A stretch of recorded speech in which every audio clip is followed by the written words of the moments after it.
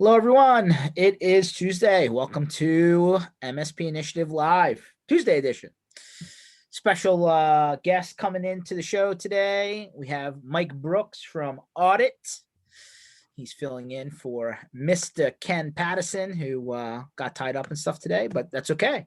New voices, new thoughts. There's never a bad situation there. How you doing today, Mike? Great, George. Thanks for having me. It's always a pleasure to talk to you. Always learn something when I chat with you, man. 100%, man. I mean, listen, smart people, right? You get together, you never know where it goes. Exactly. So, I mean, for people that don't know about Mike, why don't you go ahead and give a little bit of background on you, your company. That way, they have an understanding where you're coming from on today. As we just bounce around the world, IT world today. Right on. Yeah, sure. So I am Mike Brooks from Audit Sales Presentation System. I'm director of sales and marketing there. So my background is in marketing and selling, mostly as a small business. I owned two different businesses and I was the owner sales guy. So I was always out there selling and doing all the marketing. And a couple of years ago, Frank DiBenedetto, who is the founder of Audit, came to me and said, check this out. And actually, funny enough, I was just coming in as like an extra set of eyeballs to take a look at what they were doing. This was just before they launched. I was like, oh my God, I want this for my business. I was running a marketing agency at the time and I fell in love with it. I was like, this is what I need to sell my business. So I got asked to become a partner in the company and we built it up and it's been going great. Awesome, man. Well, that's good. So your two businesses that you were driving on before. What were you doing? So my very first business, if you can call it a business, was a martial arts school owner. Kind of a usually when I'd been doing martial arts my youth and had the opportunity. I'd been working for about 10 years in corporate at that point. And I was like, I hate this. And funny enough, I graduated with a degree in business with a concentration in management information systems, which was the precursor of what IT was. So my first job out of college was as a IT guy in a company. And the guy who hired me after about 3 months asked me to not be an IT guy anymore.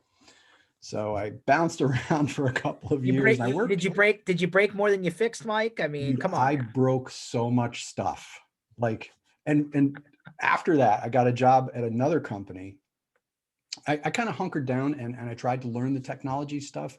And the guy, as I quit in 6 months, the guy said, you were starting to turn it around. I wish you would have stayed. And I should have probably stayed. Went to another company that was this like startup. They had a Novell network. Remember those? Do they still have Novell networks? Not anymore, I hope. But Well, yeah. I broke it. I like deleted, I like blew up the whole thing and destroyed the backups or something. Like there was the whole network was destroyed. They had to like rebuild it. And I was really, really bad at IT support. So found my way into more of customer service type or client facing type roles. I did a little bit of programming through that, but mostly I was the guy, I was really good at talking to people and more of a sales support, customer service support. And I had the opportunity to join my instructor at the time, who was a good friend of mine, to help resuscitate this dying martial arts school, and fell in love with just running marketing, because it was my thing, it was my hobby.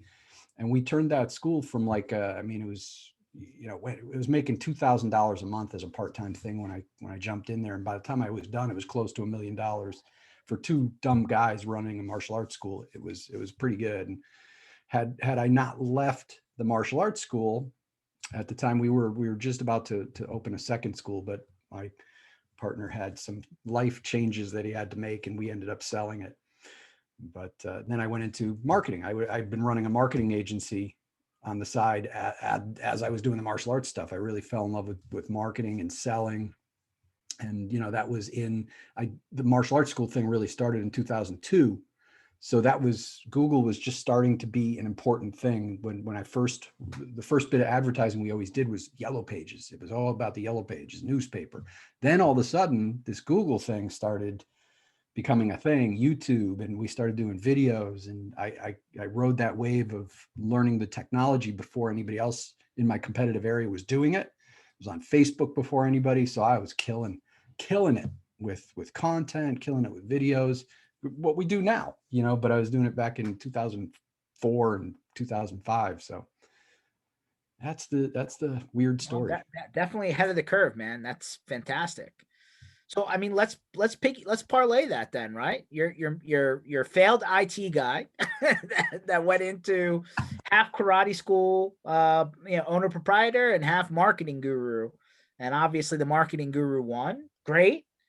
It's 2021. I don't know if the things from 2004 still work today.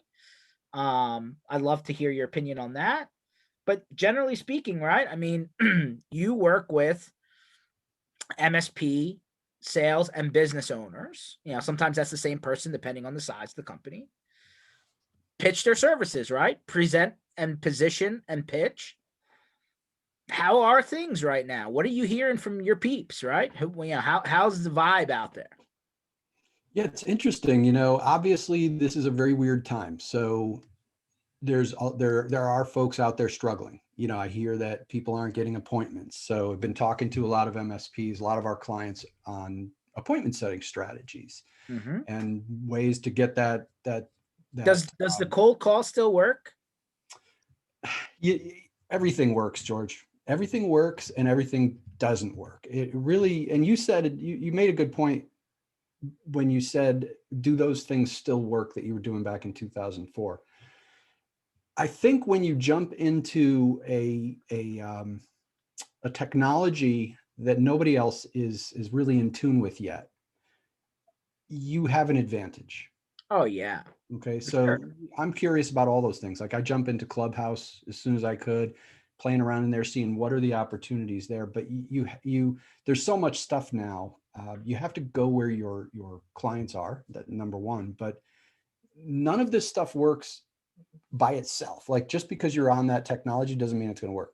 It's always been about good sales process, good marketing process. And it, I think sales has changed even before 2002, before I started doing that in the mid 90s, getting more consultative. But I think people are still catching up to that.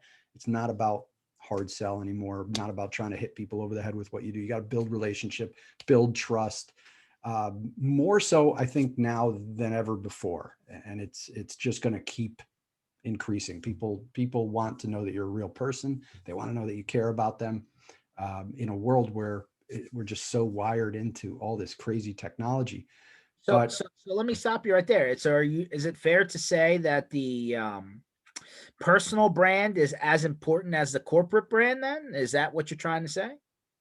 Yeah, I think, I mean, I think everybody should be personally branding. Absolutely. And personal branding is just I'm not, the term is a weird term. Like I just be active on social media, and personal branding is a simple thing. It's just post stuff to social media that's of value.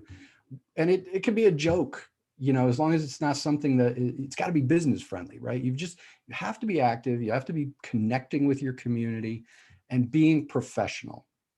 Leave the politics out of it. Leave the personal family stuff out of it, unless you're running for office. I mean, if you're running for office, then go for it. But build relationships. Don't be polarizing. It's that simple. Get up every day and see who you can connect with that's new. Facebook and LinkedIn tell you who you could be connecting with, who you're already connecting with. Just connect with a few new people and post something, post a picture. George, I'm always interacting with your stuff. And what do we talk about? What do you? I'm a big movie, TV, and food. Exactly. That keeps you rise above everybody else in my newsfeed because we have a connection with that, right? You're also posting content that is business worthy, right? So if that personal stuff doesn't connect with people, that's fine. Your business stuff. There's a balancing effect, right? I mean, personal, like, hey, I think we talked about, what was it? One of the movies that just came out, it was like, I think the Denzel movie. And I was like, Denzel movies are always great. I was like, but this one wasn't so good. Oh, what a letdown. Let's talk about that for a minute here. I That mean, was so listen, bad, that George. was Denzel. I mean, me and Patterson joked about this all the time. Denzel movies are like, there's never been a bad one until this one was just like, Yeah, I feel this like was this was the terrible. money grab movie for lack of a better term. So here's my big mistake. Like I almost always go and I look on the reviews. I love watching, reading the Ebert reviews. I always trust those. They align with me a bit. So I didn't look up the review. I was like, oh my God, it's Denzel. I love Denzel. It's Rami Malek, who's awesome. It's Jared Leto, however you pronounce his name, who's awesome. This can't be bad. I didn't look up the review and I got bit. And I'm like, now I got to watch Hunt for Red October just to get the stink out of my mouth. There's a lot of good stuff out there, though. I mean, but yeah, there was a content shortage for a while, and now it all seems kind of coming back in full force. So, Yeah. I mean, everybody seems to finally be, once you got to episode 4 on WandaVision, all of a sudden Oh, you're like, oh, this is actually worth watching now. So, I love that. yeah, not exactly Mandalorian on the take up, from the beginning, but it's finally getting interesting. Right. Right. But that's really, that's me and you connect through that, because we love the DC stuff. We love the movie stuff and the Marvel, and I'm always looking at your posts. I'm always clicking like on your stuff. You rise to the top because I you're appreciate out you. there. I'm big on HBO Max right now, right? All Yeah. the Batman stuff seems to be aggregated there, and I was big on that. The Batman animated series back in the early '90s, right? That Yep. that whole series is on there. So I was like, all right, let's take a walk back on memory lane. But Yeah. I just started rewatching Batman Beyond because of you so talking good, about it the other day. so good. So so amazing. So Um, that's no, it. but That's, coming so back to that, George, that's personal branding. I mean, yeah. it's as easy as that. You're posting stuff that you like. So consistently building up your personal profile that gives you the ability to sneak some business stuff in there too, right? Like, Yeah. listen, LinkedIn is not Facebook and Facebook's not LinkedIn, and we get that, right? And Twitter, well, I feel like that's a black hole sometimes, and but all these platforms lean certain ways, right? Depending on what content you're putting out there. But I think consistency is probably the first and foremost thing, right? Like Yeah. posting every once in a blue moon probably doesn't help. No, you've got to be consistent with these things, and it doesn't have to be like every day, but it could be. I mean, the more you do, the more you're going to get out of it. But you've got to do stuff, and I just think, these days, like I force myself, not force myself. I enjoy doing it. I read every morning for at least 30 minutes. That's my morning ritual, and then I write. And I think if that's one of the best pieces of advice I can give to people if they want to get into doing content is just keep a diary. Like I use Evernote, and I just make a new note every day. So when the idea pops in my head, I just go and I write. And even if it's a small idea, and that creativity follows me the whole day. So as I'm going through the day, something pops in my head, I just write it down. I keep one post that I call ideas, right? Or one note that I call ideas. And I just keep writing in there.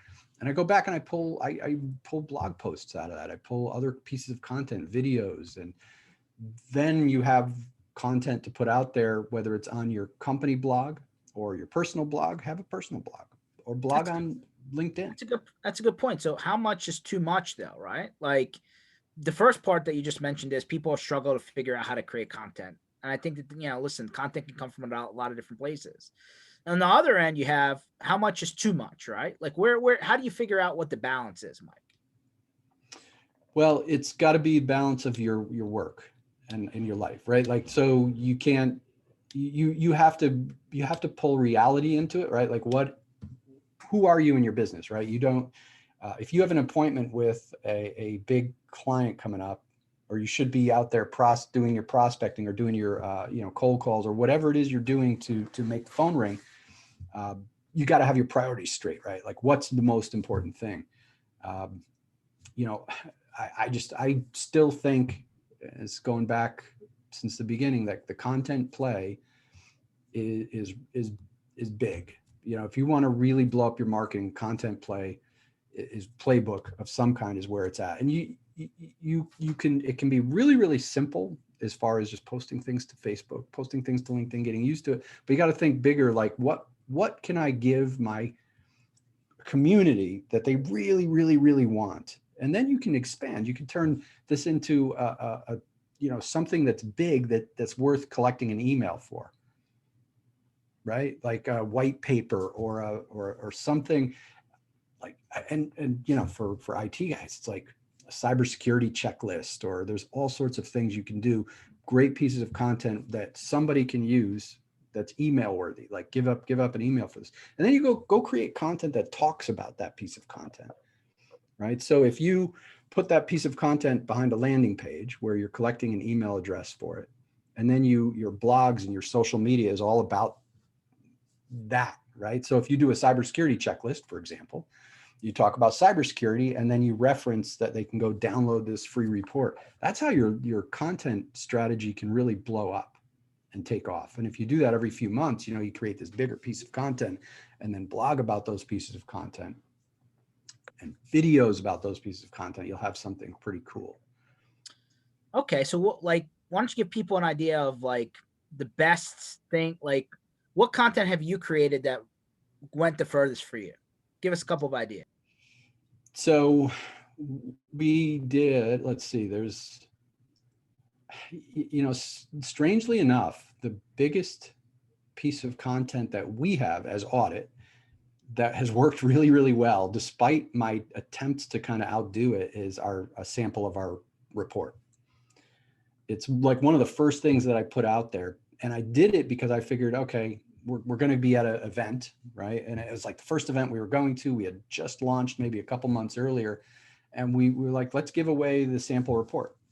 And we still have it. It's, Dan Tomaszewski from ID Agent. Well, I was going to say there's two, right? So we just need to make sure. There's two Dan Tomaszewskis, and they live in the same, like I think they one street apart they lived or something. So weird.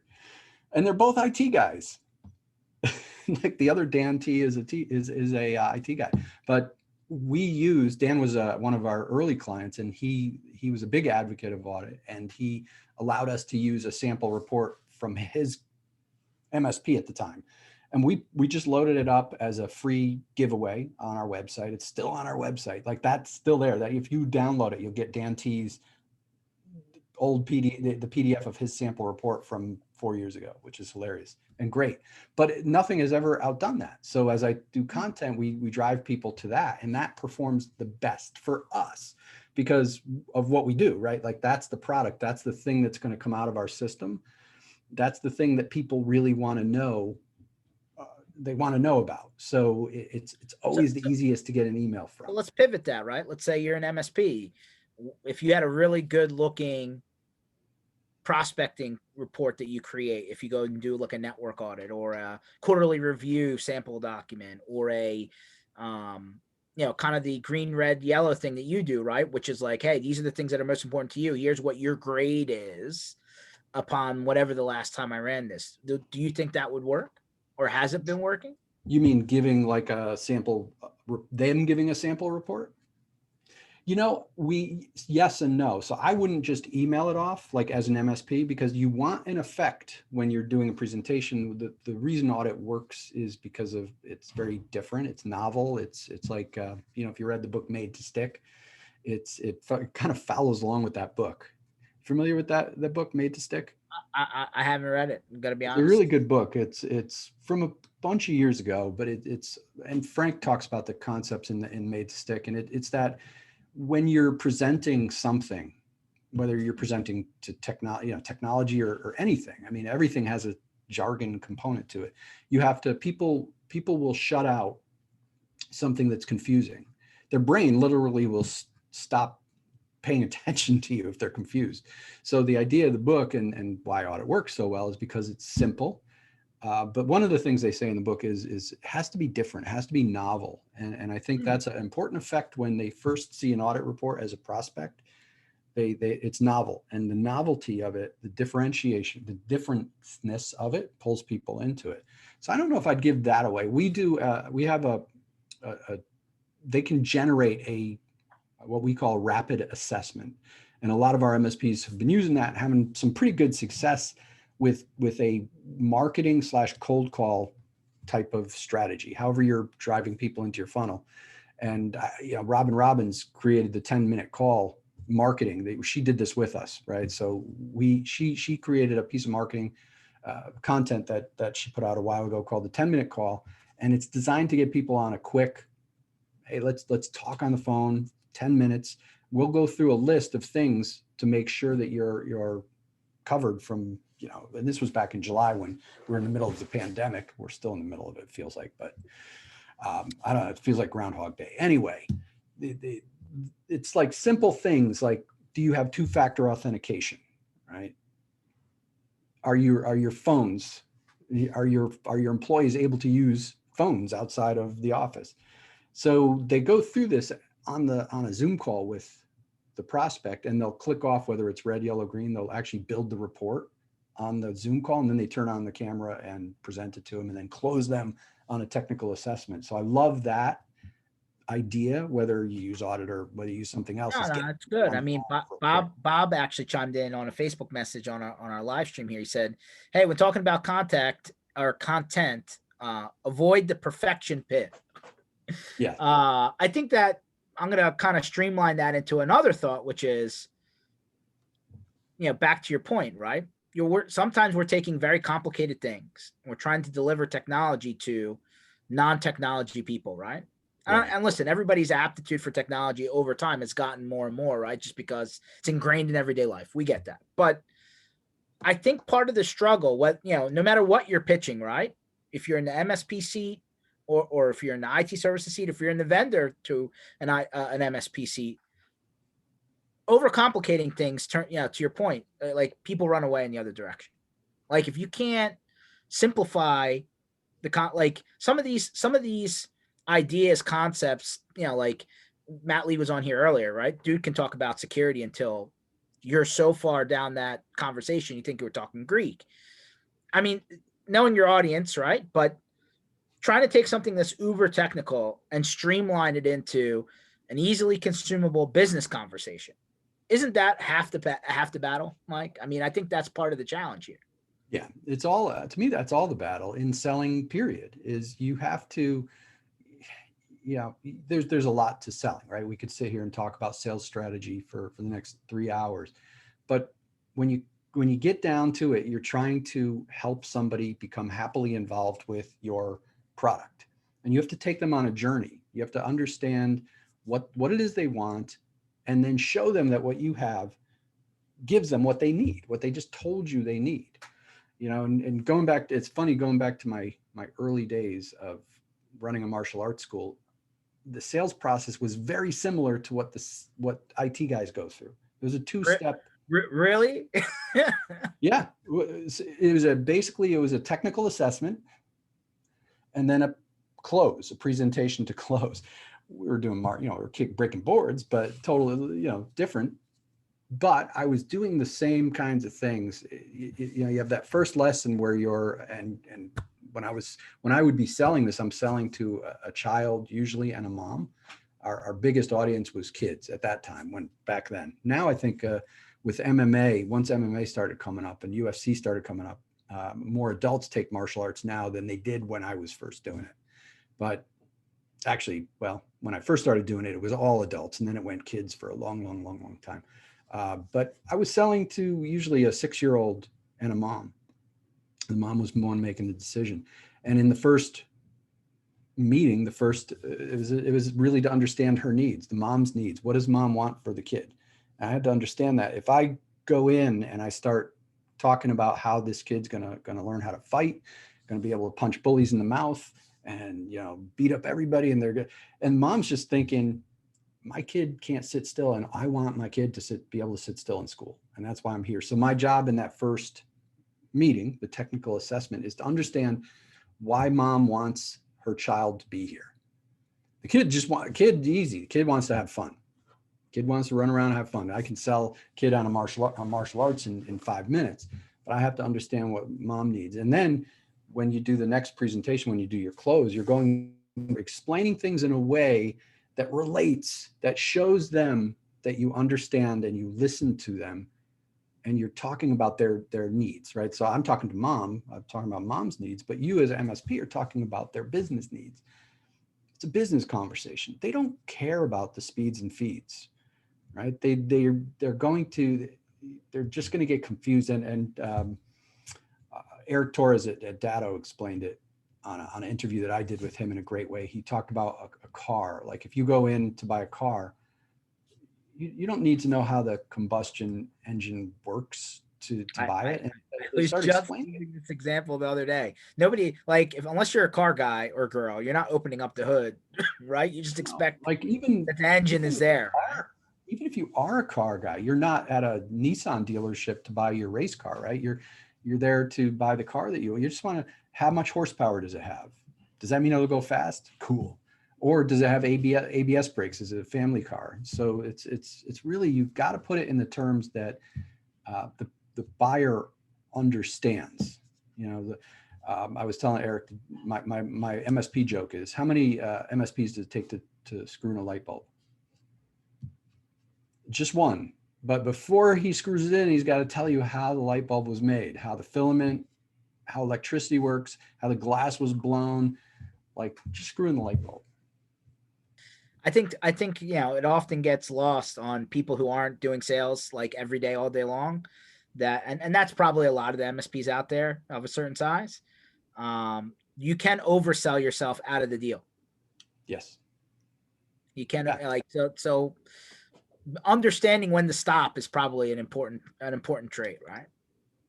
Yeah. It's all about, to me, it's all about listening, asking good questions and listening. And then when you ask the right questions and you're listening, you will hear what it is they need to hear to buy from you. A consultative approach, right? Think of yourself as their consultant, as their, you're there to serve them, right? You're there to solve their problems. And to do that, you have to understand their problems, ask questions, listen, then you come back and you explain exactly what you're going to do to help them to get to where they got to go. But it's about their business needs, right? They're, I doubt they were there talking to you about how they really need to motherboards and circuits, and they're talking to you about their business needs.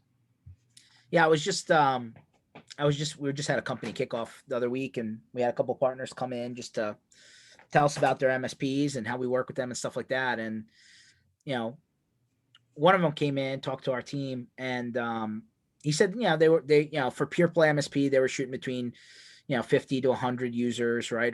Which is pretty common, right? I mean, they shied away from the really, really small shops, etc. But he said when you're talking to the people on that quantity count, right, in terms of company size, they really don't care what technology brands are underneath the hood.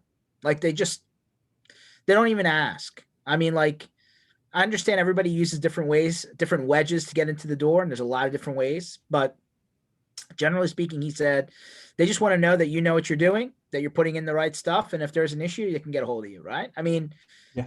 Obviously they don't want to call all day, every day. They want it to work more than not, but they don't care what antivirus you put in. They don't care what firewall you put in. They don't care what Wi-Fi access point you put in. I mean, do certain household names pop up? Sure, Microsoft. I mean, that's recognizable. Or maybe like Dell or HP. Maybe that may be more recognizable because it's a brand name that you would buy at a Best Buy. But like a lot of the security stack that pops up today, a lot of the downstream tools in the stack, right? And on average, I think that's gotten 3 or 4 years ago, used to be like 20, 25 products in the stack. Now it's closer to 40, believe it or not. By the time you take a look at everything the MSP is consuming, right? Like you might not sell RMM to your customer. It's just baked into your solution, but it's part of what you need to do to deliver service. Anyway, they don't care, right? It was interesting. Like maybe they'll care. Billy from Rocket Cyber was on last week, and he was like, "Well, maybe they'll care if the headline is in every news channel, right? Because there's a problem." I was like, okay, I haven't thought about it that way till you just said it, but fair. But at the end of the day, they usually don't ask, right? They usually don't, like, it's immaterial to the deal in the end. No. Yeah, I mean, there's you nailed it. There's certain things that have you know, Microsoft, like you said, there's certain things that have some swagger to them, but for the most part, they're not going to care. And the only one who really cares is us, right? Like I had a couple of really good interviews on our podcast, and one of them was with an author of a book called The Perfect Close. And Okay. Sounds interesting already. yeah, it's a really good book. If you especially if you really feel like you're not an aggressive salesperson, it takes away all the aggression or all that kind of, you know, all those old fashioned stupid tricks and schemes you used to have to do to go out and sell you tie downs, the Ben Franklin close, weird stuff like that. None of that Ben stuff. Franklin clothes. What's that? You don't know oh my God, there's this book. Oh, I should grab it. The Ben Franklin close is where you take a piece of paper and you make a pros and cons list. And you Okay. have the person list off all of the and I forget the way it is, whether you have them list off the cons first. I think you have them list off the cons. And then basically you're getting them to go to you're kind of pushing them in a way where you go, okay, if we can do all this, you'll sign, right? Like it's that pressure stuff.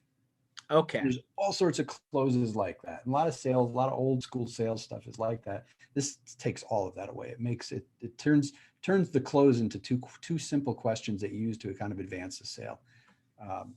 Great. But we were talking about it because the author is a big advocate of big study of behavioral and cognitive economics. Okay. Which is, I like to geek out on that kind of stuff.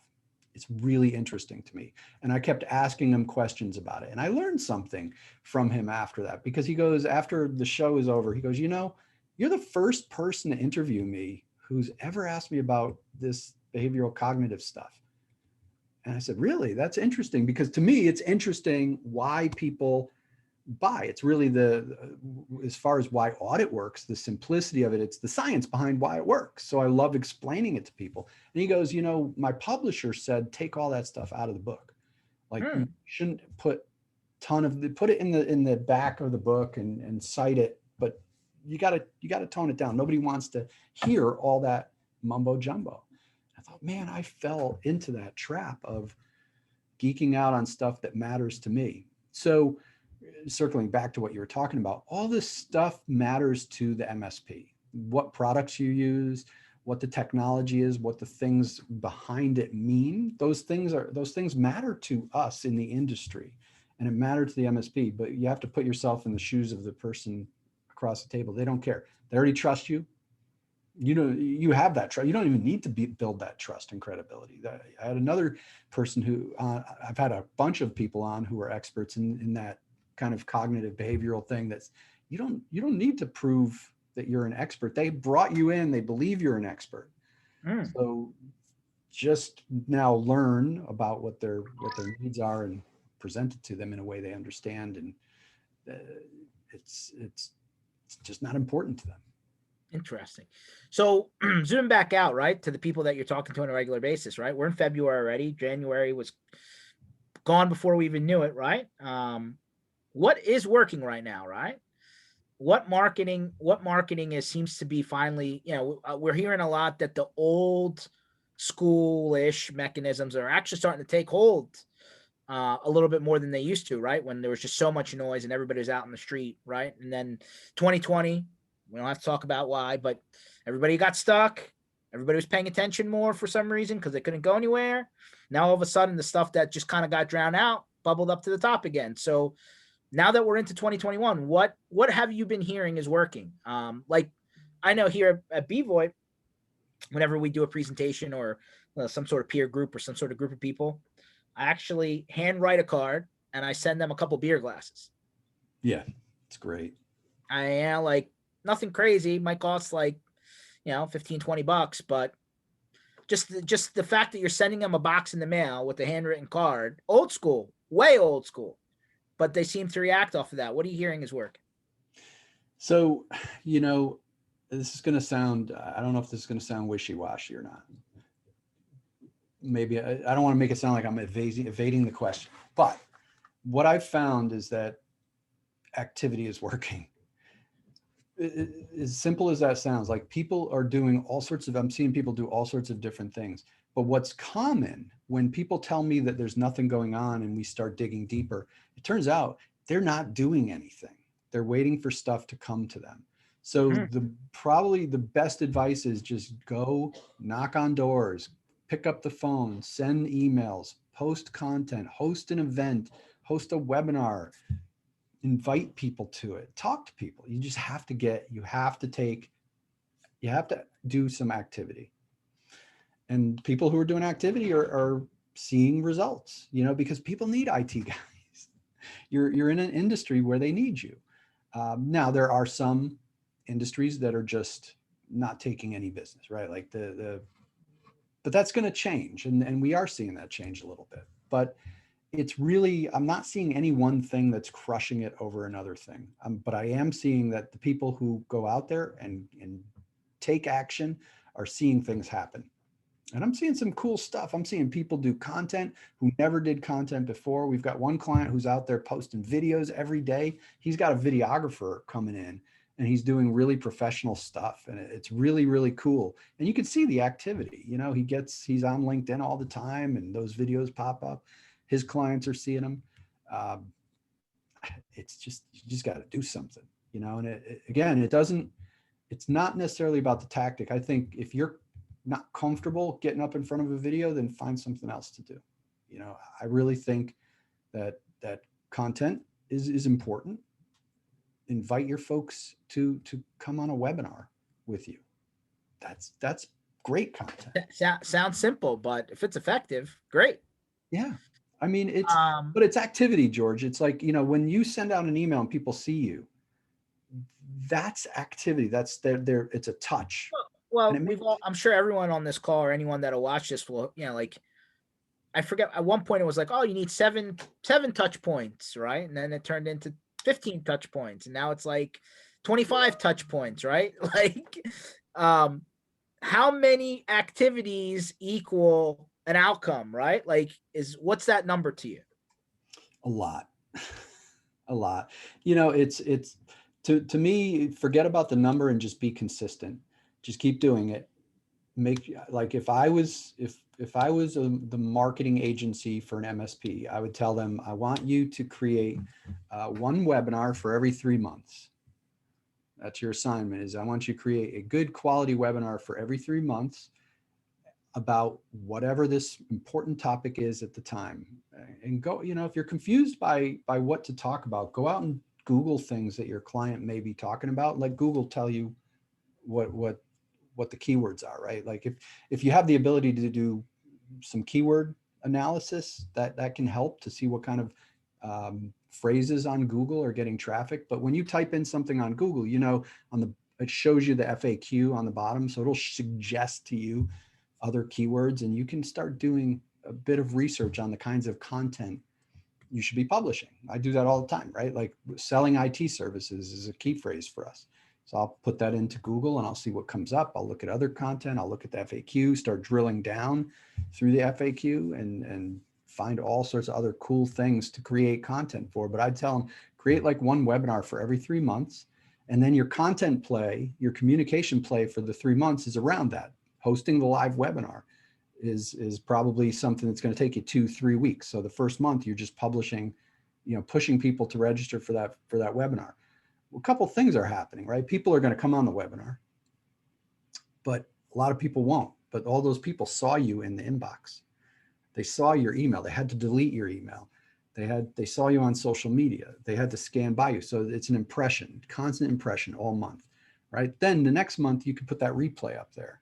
And then you start writing other pieces of content or publishing just a blog post that references that content, pull snippets out of that content. If you look at some of the stuff that I do, I always take small videos and short clips and I try and publish them on social media and then push people back to that content. It's just constantly being in front of people on a consistent, regular basis, at least once a week.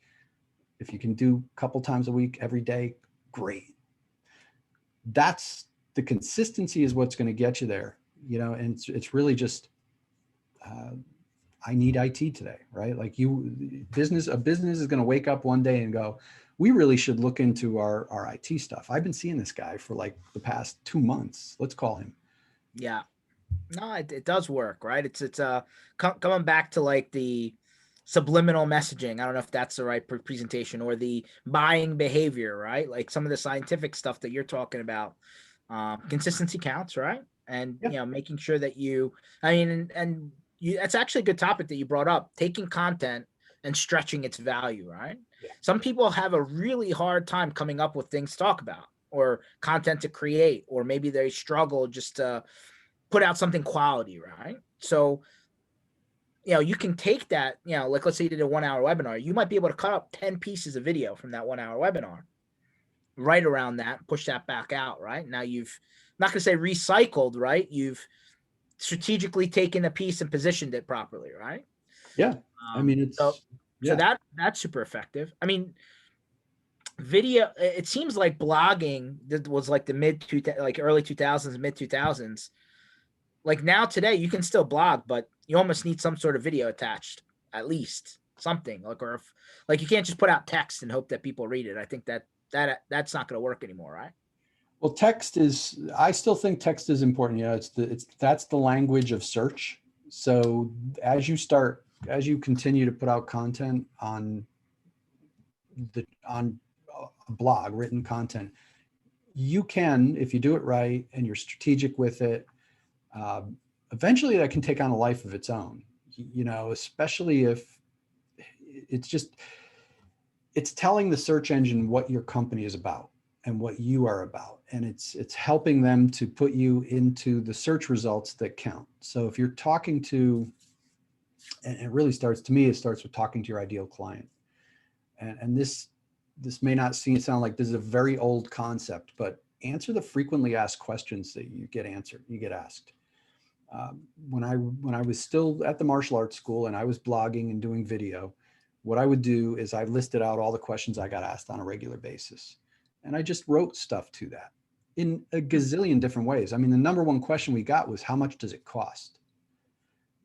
And that answer is, it depends. And then I can go off on a tangent. It depends on, do you have a family? Martial arts is right for families. And then I can start going off in a direction about why martial arts is great for a family, all based on how much does martial arts cost. So I used to write all sorts of blog posts on that kind of stuff. And the cool thing with that is then you can put it in a teleprompter app on your smartphone, turn on the smartphone and read the blog post. Then you can split the audio from the video that you just did and put it on a podcast. And then you can take the video that you did, turn it into little short video clips and post all those little video clips to promote the bigger video, and just tons and tons of stuff. But it all starts from, to me, it's all about written content is where it starts. You have to write out, or at least know what you're, that's not true. Some people can just speak better than they can write and they speak off the cuff. For me, I like to write out what I'm going to say and read it. This is good though. I mean, so a lot of people, I mean, I can't tell you how many times, and I feel like it has never died, right? It's still in February 2nd, 2021, when we're recording this. I mean, I spent $30,000 with some outside marketing company and I didn't get anything back. And I'm like, okay. I was like, well, how long were you using this marketing company? 3 months. Wow, $30,000 in 3 months. I was like, nothing in marketing usually works in 3 months. No. So you didn't even give it enough time to let it work. No. So what'd you do? Well, I stopped paying and I decided to go and do it on my own. I'm like, oh, okay. Well, was that what you're doing before you hired a marketing company? Yeah. How'd that work? Well, I hired the marketing company. I was like, okay. I was like, then what did you do? It's like, now I'm looking for another marketing company. I was like, sounds like a vicious cycle here, guy. So like, listen, if you don't have the time to do it on your own, there's nothing wrong with using an outside marketing agency or company that there's a lot of companies out there that specialize in IT, in the IT land, right? But you can't just expect them to come up with all the stuff. Like, you need to be in the middle of that content. Yeah. And if you don't personalize it, it's going to fall deaf. Like, they'll do the work, they'll put it out there for you, but will you actually get any results back from it? I don't think you're going to get good results no matter who's doing it. No, I ran a marketing agency for many, many years. I started it while at the martial arts school, because it was just people kept asking me how I was doing what I was doing for the martial arts school. So it naturally grew. And then in 2010, I went full time with the marketing agency. And I can tell you from years of doing that, that the businesses that were really successful had people devoted to marketing inside of their company. They didn't just hire us and abdicate the marketing to us. They were working with us. The ones who were the worst clients were the ones who came to us because they had like, $5,000 left in the bank and they needed to hit a home run. And, we need business this month. That's not the way marketing works. Spend your money, spend your time and effort cold calling, because that will work better. And cold calling, we started that with, does cold calling work? I think it does work. But it does. I whoever says cold calling doesn't work. I mean, listen, you got to have you got to be willing to get rejected a bunch. But yeah, of course, absolutely that's why works. people say it doesn't work, because they don't want to. They don't like it. I mean, of Yeah. course it works. It probably works. It probably works better than anything else to me. Because you're actually talking to a person. Like if you can get a person on the phone, it's human voice to voice. You're directly trying to contact a person, not email. It's just, I think it works darn well if you do it right. No, you can connect the dots a couple different ways, right? We talked about this in the past. Cold calling followed up by an email, followed up by, a drip campaign, that sends them, something while you're going through your calling process, or that followed up with even a hard mailer, right? Put something in the mail, 50 cents, right? Postcard, whatever. And then a follow-up, an invitation for them to come to something like a webinar. I mean, it's not that much more, but the phone call is still the biggest part of that. Right. If I was going to do it, like, again, I would do it around an event. So if I was going to do cold calling, I would make it as non-abrasive as I could. I would call up and I'd say, hey, I'm hosting a webinar on cybersecurity with my, Threat Locker or somebody to, they all have most of these vendors have these sales enablement programs. They'll jump on webinars with you, right? Oh yeah. Like, They'll basically do the work for you. You just need to show up. Yeah. Drive some traffic and show up. Yeah, for sure. Yep. Pick up some, I'm sure everybody's got a drawer full of business cards, right? Like if you do any networking, you probably got a drawer full of business cards. I'd go and pull out all the old business cards I had. And I would call them and I would ask them if they would like to come to the training, to the webinar. It's free. It's who's going to be mad at you for doing that? Easy. It just sounds like a little bit of encouragement to go out and do the activity is what's missing, right? Yeah. I mean, listen, at the end of the day, we can talk about this and tell people how easy it is. But the reality is it sucks picking up the phone. Like nobody likes picking up the phone and bugging somebody. You're interrupting somebody's day and people are going to get mad at you. People are going to get short with you. It is what it is, but it works. If you can make it easy for people to to do what you want them to do, then it's not as bad. You're not going to feel as bad. You just got to psych yourself up for it and be used 100%. The most successful salespeople are willing to, they're not just going to stop, right? They're the people that are going to do the activity over and over and over again, right? Now targeting activity is important, but yeah. I think the problem is, George, that people look for the easiest way. And the easiest way, and I've done it too. I mean, we're all guilty of doing it. Like, I don't want to make it sound like I'm anybody special here. We look for what's the easiest way I can get a client today without having to get my feelings hurt, without having to bug anybody, without having to get yelled at. Sometimes it's just, you got to psych yourself up and go, you know what? I'm going to bug some people today. Block an hour off and bug some people. Well, we started off the webinar with, what's the vibe out there? How are things going? And you start off with saying some people are really not doing good. I'm sure that there's some people who are doing really good, but for the people who are not doing good, I think history has proven that when somebody's back's against the wall or put into the corner, that's when they're going to take all the roadblocks out, pull all the stops out, and figure out a way to make it happen, or else, it's survival, right? Yeah. I mean, you got to fight. The thing with marketing is, and you said it, we've talked about it a bunch of times, it's consistency. Everybody's panicking now because of what's going on, and they're doing stuff and they're talking about doing stuff, and that's great, but you should have been doing stuff last year. Now, I'm not saying that to rub it in your face. What I'm saying is when this is all over and business is good, because the things are going to start coming around again, and we're getting to the tail end of this. The vaccines are coming out, things are opening up, it's going to get better, and business is going to come out of the woodwork. Don't stop marketing, because that's what you're going to do. You're going to go, wow, everything's great. I'm getting all referrals again. I'm going out and doing stuff and things are coming easy. And then they stop marketing. Remember this, remember the feeling if you're in that situation, because the businesses that really have been doing the best are the ones that have been building pipeline from well before the pandemic. They were consistent with their marketing. They were consistent with their sales outreach. It's funny that you say this, Mike, because I feel like this is also another one of those vicious cycles. Somebody starts out, right? They open up their company. They're out there, gangbusters, flyers and phone calls and whatever they can do to get somebody to pay attention. They finally get some business in. They're finally doing all right, and then they stop. And then the next guy pops up, and across town, and they're doing the stuff that you originally did when you started, and you stopped, right? Now you're wondering why this guy's getting business coming through the door, right? Like, to your point, if you just completely stop on activity, you basically hemming yourself up. Yeah. And a good sales manager will always tell you they can tell when somebody stops prospecting, when one of their people stops prospecting, because in a month their pipeline dries up. Yeah. All of a sudden the appointments go down, and they can always relate it back to, you just stopped your activity. You've got to get things going, and you've got to make it. Marketing everything can be complex, but you don't have to make it too complex. Just figure out a plan of communicating. And I like the word educating better than communicating.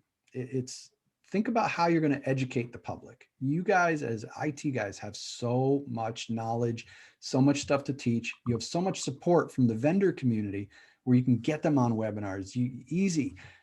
Set those up. Set a calendar up of a bunch of events you're going to do throughout the year. Pick at least 4. Do more if you can. Don't overdo it. Don't bite off more than you can chew, and then quit. Maybe not one a day, but I can see one a month. I can see 2 a month. Like, that's not outrageous. Yeah, pick something up. Pick something that you can really commit to and keep the pace up, and keep doing it when things get busy for your company. Make sure you take the time to make sure you're operating correctly, right? Document things that you're doing so that you can hire employees. Well, it's interesting, Mike, to that exact point, because it just hit me in the head. So I'm starting to see, like, a lot of times when somebody hires their first or second or third salesperson, right, outside of the owner, right, the guy who started it, they just have a problem with the positioning and the value prop and all that jazz. Like, maybe that's not the right play at times. Maybe the right play is to have somebody out front. In vendor land, we call it like SDR or BDR, right? Somebody who's literally filling up the calendar so that you, the person who's going to be able to position things best, are getting into conversations with somebody who's potentially in a buying scenario, right? Yeah. Rather than you trying to do the whole process yourself. So if you're the person that's going to be the best person to sell what you do, put somebody else in front of you to start filling up your calendar so that your time is spent on what could be the closing calls or what could be money generation activity. And that could simply be a marketing person, right? Hire a kid out of college to do the marketing for you. Somebody who understands the technology of social media, all that stuff, and likes, somebody who's communications oriented and has that kind of, ability to get out there and communicate and educate for you, and then educate the world on what you do. Make some. I like that play. And I know Frank De Benedetto, the founder of Audit, who runs an MSP, that's exactly what he did. He hired a marketing person, and he's out there still selling. She goes with him sometimes. She's learned how to actually sell, but she's really helping him fill that pipeline up so that he can go out there and do what he does best, which is sell his IT services. And what he's done really well is documenting every single little thing. Everything's an SOP in his MSP. So he can take one of his employees and go, here's some new responsibilities for you to earn more money and to grow your career. And he went through that process of making sure that his IT company works at a high level without him so that he can go out there and sell. There's no question, like we always talk about the glass ceilings in MSP land, right? Like $1 million in revenue. Okay, great. Like people have a hard time getting to that point. And then once they get to that point, like, all right, the next one's like $2 to $3 million in revenue, right? It's really hard to jump between that. And then 5, right? Part of the problem is that in the early going, one person is trying to drag everything through the entire process, right? Yeah. They're prospecting, they're trying to get into calls, trying to close them, trying to onboard them, then they're trying to support them. At some point, there's only so many hours in the day and you get burnt out. And then, like, we all know that story. So start breaking that apart, right? Like, you're the most valuable person, let's say in order to bring in new business. As I said, let's say it's a marketing person. Let's say it's a demand generation person is probably the best way to say it. They're filling up your calendar. All right, what happens if you close someone, right? Are you the one that's going to onboard them? Are you the one that's going to continue to support them? Or, can you help offload the back end and the front end and you concentrate in the middle, right? That's how you start to grow from a scale standpoint, right? You start divvying out who's responsible for what. I just think sometimes once you get to a certain point, the MSP, the original founder, owner, like the person that's bleeding and losing sleep, trying to make it successful, their time ends up getting usurped in areas that's not valuable, right? And then they end up wondering what happened at the end of the year when they go to do their taxes and they're like, I'm negative. What the hell happened? Yeah, it's tough. I mean, running a business is hard. There's a lot to it. And really, when you're in that position and you're looking at it going, am I doing this right? Am I, taking on too much? Am I going to crash and burn at some point? Then it's time to kind of, find some people to be around who are where you want to be, and find some mentors, find peer group that's going to, help guide you. 100%. I think, it doesn't always have to be the very, very expensive 6-figure person is the next person you hire to figure out how to move forward, right? Sometimes you need complementary staff. I can't stress that enough. Marketing and sales are now tied together, right? They're not separate departments. If you're looking at it that way, I think it's a mistake. One is, they're designed to work together, right? They're not meant to be separate. And if they do, a lot of the time the messaging breaks apart, which is why a lot of the times the outside marketing company who has no feedback from you and has no input in the content creation on your part, they're just shooting in the dark. And then you drop your 20, 30, 40, 50, $60,000. And then you're worried what happened to all of that money and how come I don't have anything for it? So there's a way to protect yourself from that. I can't stress enough. Be a part of the content creation, personalize it, create your brands, not just your company brand, but your personal brand. I think that goes together. Amen. And hey, guys, don't hesitate to ask the guy next door what's working. I know there's the castle mentality and competition and all that jazz, but I know there's a lot of people who do even informal peer groups or get-togethers, right? Hey, what's working for you? Maybe they're in another city and you're not worried about competition. But I would ask the question. I mean, because there's a lot of smart people out there, other than me and Frank and Ken and everyone else watching. But sometimes people come up with really good ideas and they share, right? I think that's the best part about the IT and the MSP community, right? People are willing to share. And that's how people kind of, that whole flow, all boats float up together kind of concept. Yep, absolutely. But if you're on an island and you don't want to talk to anyone and you think you know it all, I think that'll play out in a bad way in the end. That's my opinion. 100%. Everybody's going to get to that point where they need some help. We all need somebody to pull us up. Sometimes it can be as simple as a book you read that just transformed your way of thinking about something. Well, you mentioned a couple books. Let's repeat them. You said The Perfect Close Pitch or Perfect Sales Pitch, right? Perfect Close. Perfect Close. What was the other one? Great book. Made to Stick is an oldie but a goodie. Okay. Made to Stick. 2 Amazon buys for those people out there. Yeah, I mean, there's tons and tons of. I got like. I never heard about the Abraham Lincoln close, but I learned that today. Don't do the Abraham Lincoln close. That's in an old book. So this guy's still kicking around. Like all the stuff in this is like stuff that you really have. It's like such old school salesy stuff. Like it's just a book full of closes. Let's see. Let me see if I can find something stupid for you. I shouldn't make fun of it because it's good stuff, but it's out. This is a little outdated. He's got stuff. He's got newer stuff, but Right on. we've Well, got to everyone, be, we've got to be more about trying to help people. 100%. Well, everyone, I appreciate you listening to me and Mike go back and forth on marketing and sales and what's working. Hopefully everybody took away a little tip from this session. Hey, Mike's available, right? And me and Ken and everyone else that we have on these sessions. So Mike, how do people reach out to you if they have a question or idea or looking for some advice? Yeah, well, just email me, mike@audit4it.com is my email address.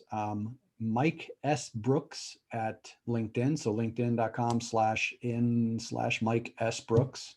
S stands for Superman. No, it doesn't. Right. It's all good. This session was recorded. You'll find it online at mspinitiative.com. Keep coming back, right? Every Tuesdays and Thursdays we do this, and sometimes we just talk shop. Sometimes we actually have somebody on that's talking about something specific, but our goal is to help educate you. Hey, take a page out of our book and start doing this and see if you can help your business, right? Education is definitely a key word. As Mike pointed out, you want to educate people, not sell them. So Mike, appreciate you for jumping on today. I know it was a little bit short notice. Everyone else, thanks for watching, and we will be back on Thursday, 1 o'clock Eastern. Thanks, George. You got it.